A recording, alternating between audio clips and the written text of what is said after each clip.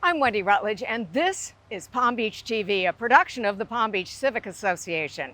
Here is what is straight ahead on your Earth Day Island News. Even as the season is winding down, projects, progress, and a few changes on the way for the island of Palm Beach. We'll show you progress on the new marina, more progress on the 10-year undergrounding project, and some parking changes intend to improve both parking and traffic. Will you be getting a COVID-19 booster this fall? We'll get some insight from a trusted medical advisor. And on this Earth Day 2021, what is the message we should all take to heart? Local Earth advocates weigh in. It's all coming up next on Palm Beach TV.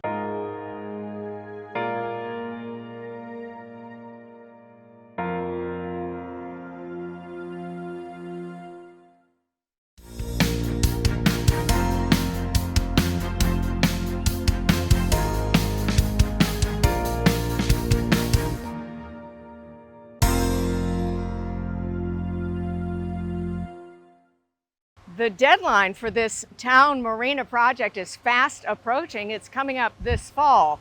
A lot of progress, as you can see, has been made, but is the project on track? Let's find out. From our bird's eye view, it is clear the skeleton of the new Palm Beach Marina is emerging. So the Palmway dock is already in with the ramp, right? The Brazilian dock is already completely installed, and if you noticed, there's some floating sections out on the Brazilian dock. That's actually the Australian dock. The actual fabrication of the parts and pieces of the new docks happens at a factory in Jacksonville. Then they are shipped to Palm Beach for assembly. I keep telling people it's like Lincoln Logs or Legos or something, right? You assemble it together, they put it in the water, and then once they get enough sections, they actually go ahead and put it in position. This massive transformation began almost exactly a year ago on May 1, 2020. When complete, larger yachts up to 284 feet will be accommodated at the 84 available slips, along with better electrical and on-site amenities for the cruise. We'll be done in the fall of 2021, certainly. Our seasonal leases start November 1st, and our annual leases start December 1st. So for sure, boats in the water November 1st. Anybody that's coming in before that will be on a transient basis. So we'll be, we're ready to go. As for the somewhat controversial changes coming to the Lakeside Drive Park, adjacent to the marina, after much public input, Carolyn Stone says they now have a plan crafted by the esteemed Navara Williams landscape design firm that should satisfy most everyone. All native plantings, really beautifully, they do such great work at Navara Williams. Really, really beautiful in keeping, it's going to be a much upgraded, in fact, to the tune of about $4.6 million of park improvements. Wow. Yeah. But not any loss of green space, which Correct. I know was so Yes. precious to the residents? Yes, correct. No loss of green space. No loss of green space. Last week, we told you about the town's new plan to create a centralized curbside valet system.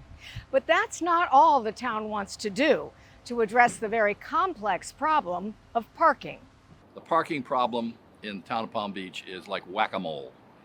You solve one problem here and the mole sticks his head up over there, and you've got to solve that problem. This is going to be a continuous exercise in trying to do the best we can for the town. This time, that mole, or pop-up parking problem council is trying to address, is the use of most of the scarce spots on Worth Avenue by employees, not shoppers. What we're trying to do is find a way to make those placard spots available to owners of businesses on Worth Avenue so their employees can park there. Another parking headache, all the 100 blocks heading up to the beach. Some streets have paid parking, other streets do not. The town would like to make all those blocks uniform, all requiring paid parking to reduce the heavy demand by beachgoers for those choice spots. So all of those that feed into the ocean will have paid parking, but we will not put kiosks there. The kiosks will in fact be located on South Ocean Boulevard and configured that way. Both the placard program for retail areas and the increased paid parking by the beach are ideas that need final approval by the town council, which should come at the May meeting next month. Already halfway done, the town-wide undergrounding project is still about 5 years from completion. But there's a new sheriff in town, and his job is to round up those easements and bring them in.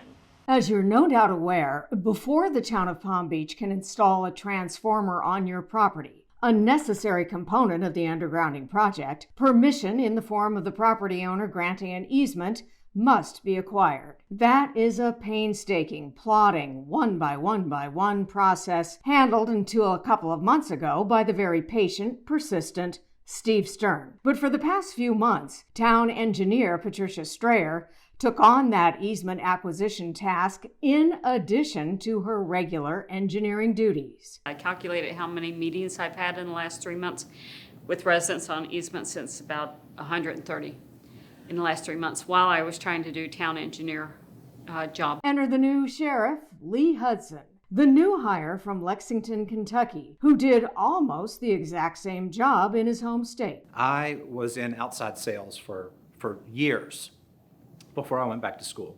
And I rely more on my sales training than anything. It's all about developing a relationship with people, earning their trust, being able to answer their questions, and just putting them at ease. So then a dialogue can occur. 5 years into the full island burying of all the overhead wires, and about 5 years to go. The good news is that residents seem more informed and more willing to cooperate with the almost inevitable request for an easement, and that puts the town ahead of the game. We speak to contractors, we speak to other towns, and we speak to FPL.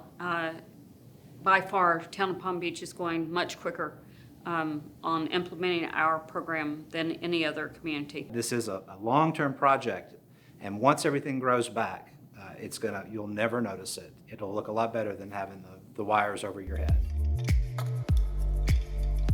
Word is, with all the variants of COVID-19 circulating around us and the unknown factor about just how long the current vaccine will last, we may be headed not only for a fall booster shot for COVID-19, but annual COVID-19 inoculations, just like the flu shot.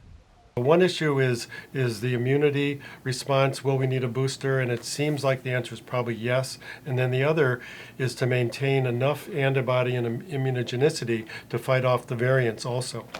So it might at some point be an annual vaccine similar to the flu vaccine? Yeah, it's possible. The Pfizer and Moderna vaccines are known to be effective for at least 6 months, but because they are so new, further study is needed to understand just how long vaccinated people are protected from COVID-19. Meantime, locally, case numbers are rising. Since spring break and Easter holidays, we're seeing an uptick in hospital admissions. By and large, the hospital admissions are younger than they were before, and they're pretty much all unvaccinated people. And don't assume that younger, unvaccinated people will have only minor symptoms. When you get infected with COVID, nobody knows what your COVID journey will be like. Most people, it's really minimal. Some people asymptomatic, most people minimal. But once in a while, somebody's going to get really, really sick. And right now in one of the local hospitals, there's a 24-year-old who's fighting for his life on a ventilator. As for those breakthrough cases where fully vaccinated people have nonetheless been infected with COVID, Dr. Dodson puts it in perspective. A recent report identified 5,800 cases of people who had been fully vaccinated 2 weeks out who got COVID. And that was out of 66 million vaccinations. So it's less than 1/100th of 1%. Today, April 22nd, 2021, is Earth Day, a day to remind ourselves about the simple things we all can do to take care of Mother Earth. In celebration of Earth Day, the Palm Beach Publix employees engaged in what they call a Publix Serves community service initiative. Today, they are distributing the Palm Beach Civic Association's reusable bags to encourage the reduction of single-use plastic. Is it our turn? Okay, now go ahead.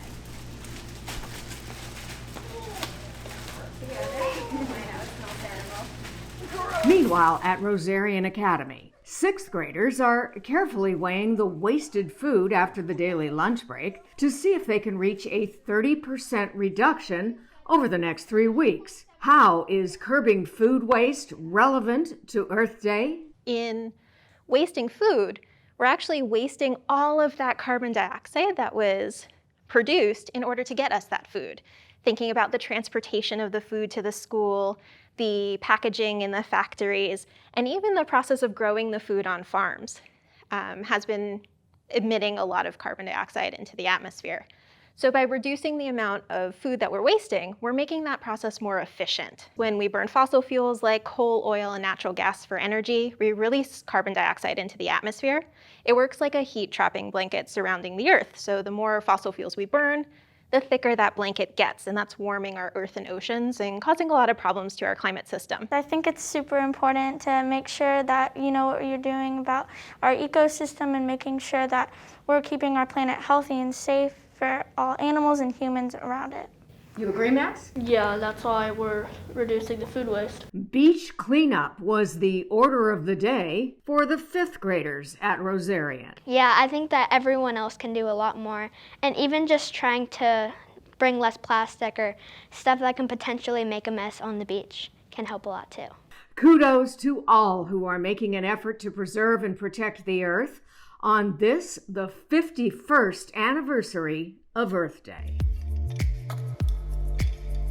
That's it for this week's Palm Beach TV. Thank you so much for watching. We do have this important bulletin for our members. All current Palm Beach Civic Association members and directors are receiving an official notice and proxies for the Civic Association's virtual annual meeting in their mailboxes this week. The annual meeting is coming up on Friday, April 30th at 10 a.m. While everyone is invited to attend virtually, current members and directors are asked to vote by proxy in advance. Information is also available at our website, palmbeachcivic.org. This year's meeting will include the Town Beautification Award and the Wright Award for Outstanding Leadership, and our new mayor's first State of the Town address. If you are not a member of the Palm Beach Civic Association, please join us.